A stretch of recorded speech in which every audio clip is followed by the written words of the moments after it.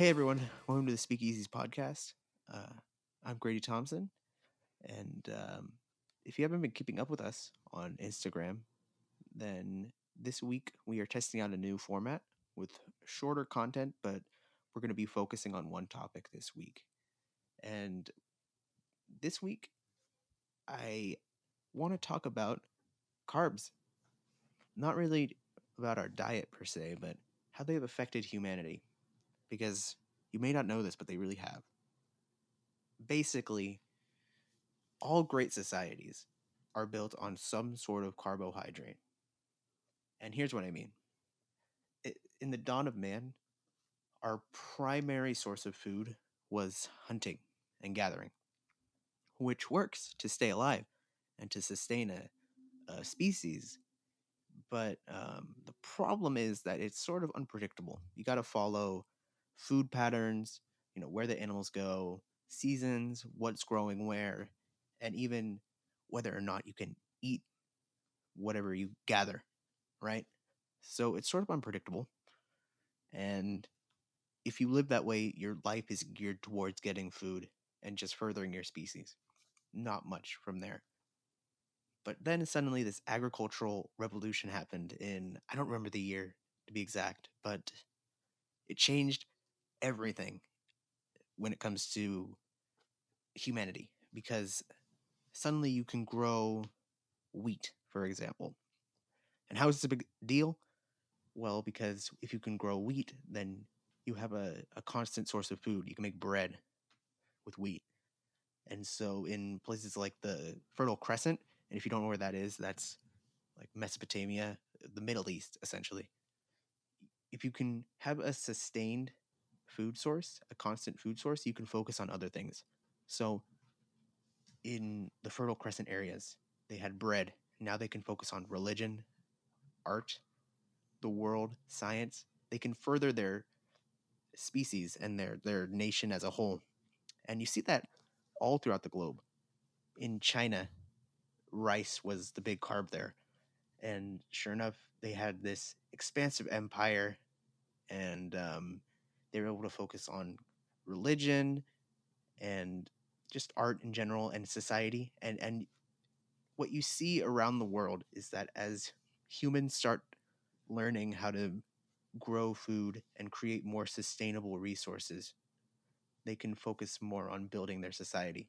I mean, you see it in Rome, you see it in China, you see it in even Mesoamerica, pre-Columbian America. You see it in the Mayan and Aztec and Incan civilizations.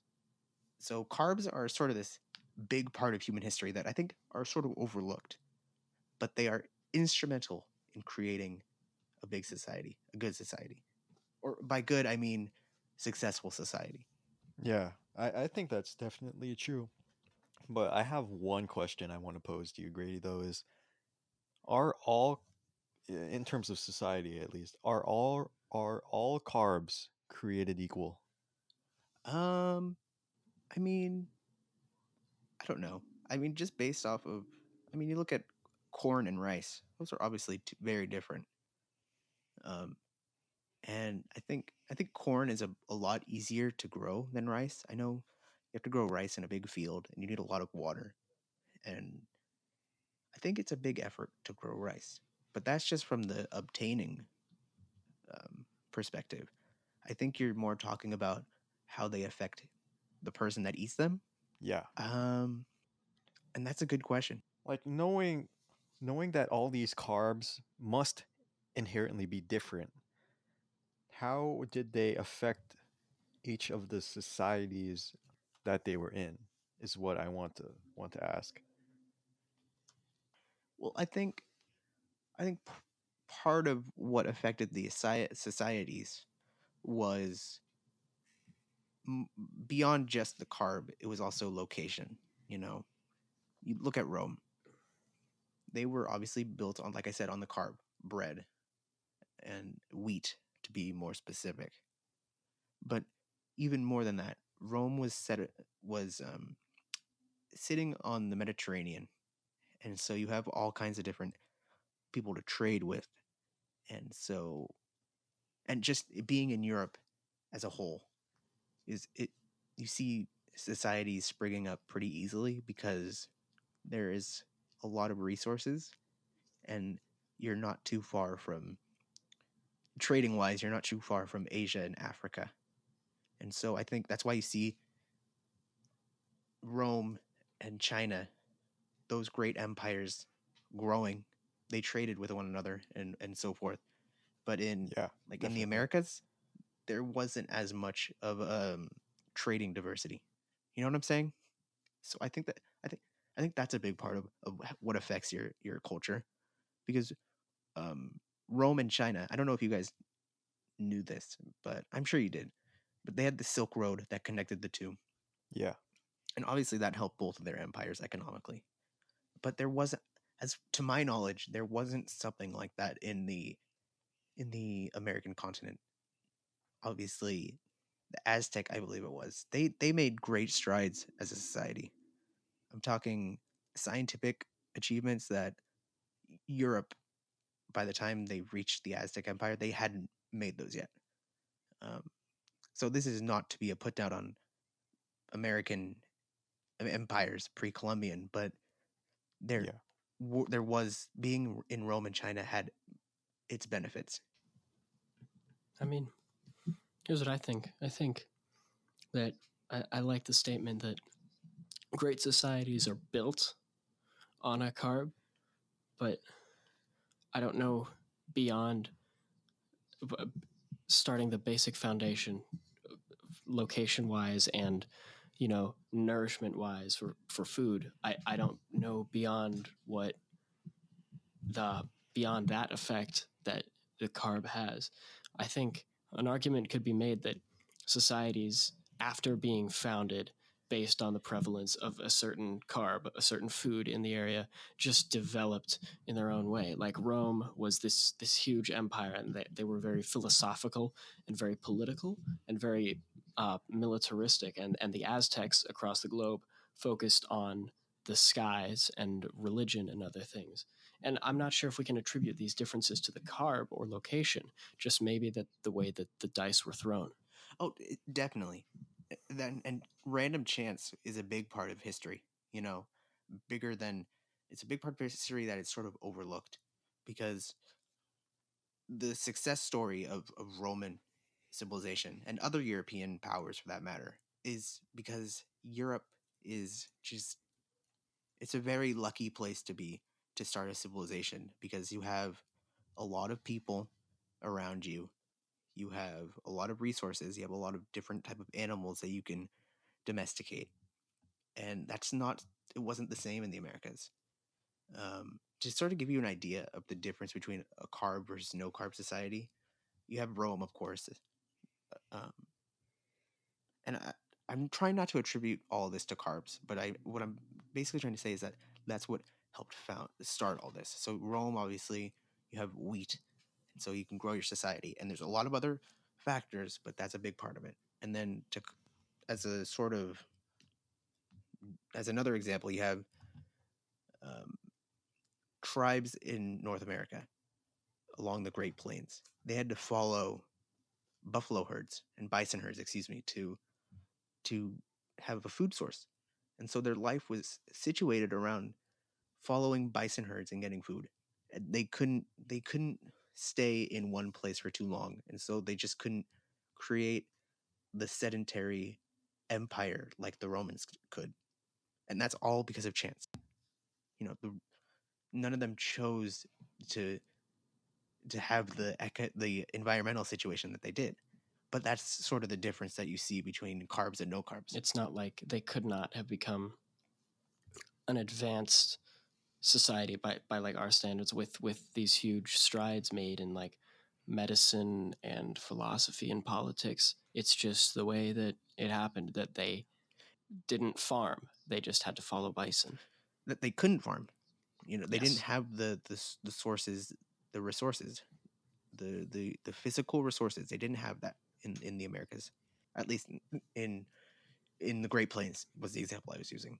They didn't have the same resources that they had in Rome or in China or um, in Mesoamerica. But actually, I think this now. There was a big city in what is currently Cincinnati, I believe, or no, excuse me, St. Louis. There was a big Native American city there, and I don't know the full history of that, but I mean, I imagine they too were based around growing whatever crop they used. I think corn was the big crop in the Americas. Yeah, Other or than that, I don't maize. know Yeah, what other. Yeah, that's yeah. let's call it by Um, its proper name. yes, maize. I, th- I think that was the big thing in the Americas. Polo. I still think there can be some way that the different carbs have contributed to how the society is built. I'm no historian, of course, but maybe, rice, for example. If uncooked rice, raw rice, can be stored like forever, and maybe that has contributed to the ancient Chinese being more mobile, going farther, and traveling more, and maybe then, Yeah, maybe take a look at the yeah, the Mongol Empire. I mean, obviously, I'm not going to go into the Mongol Empire because that's a whole other topic. But like, I'm not going to go in depth. But if you don't know, they traveled all around the Asian continent and they created this amazing empire that spanned. I think it was far bigger than the Chinese Empire, and maybe it was because they could have a food source that they could carry with them. I yeah, mean, I really don't know. I'm not a historian, but that's an interesting point that I think there maybe and is like some validity to that. just as a comparison, maybe I'm not like I said, I might be completely wrong, but bread, from wheat, for example, I would believe that you'd have to create this bread before. You can't just carry wheat around with you and then make bread Yeah, I mean, yeah. that easily, at least. Maybe that contributed to the Romans being more of a relatively local, strong force Well, you know what's interesting? in society. I just thought of this. You know what's interesting? This is sort of related to what you're saying, but in in ancient Egypt, they too made bread, but part of their process of making bread was grinding the grain with sand, and so this affected them in a big way, in a sort of big way, because a lot of times you'd see when we look at the skeletons of ancient Egyptians, we see that they had real tooth problems. Like they get cavities or whatever. They'd had real mouth issues, and it's because the sand was still in the bread, and it was really affecting their jaws and their teeth. And so that's sort of a minor thing, but for sure, the type of carb I think really does have a big impact on the type of society in greater or lesser extents. It's interesting to think about. All right, guys. Well, that brings us to about the end of our time today. Once again, we hope you learned something, a little something new. Maybe you were spurred on to go investigate something that you had no idea about before. For me, for instance, I'm going to be looking up that Louisiana Native American society that Grady mentioned. Going to see if he's actually just not lying about that, just lying to my face. Fingers crossed. But he said St. Louis. Fingers crossed. But St. Louis is in Yes, Missouri. St. Louis. Yes. That's Missouri. You know what? So Grady, you were lying. You were lying about Louisiana to me. I don't remember and I ever can't believe saying it. Louisiana. Yeah, maybe I'm just going deaf. That is true. But all right, well, guys, we hope you learned something from this one, and hope you're enjoying the new format while we test this out for a little bit. Be sure to give us some feedback on this and keep suggesting those topics on iTunes and YouTube and Podbean and Instagram and Twitter and Facebook. We'll see you guys in the next one.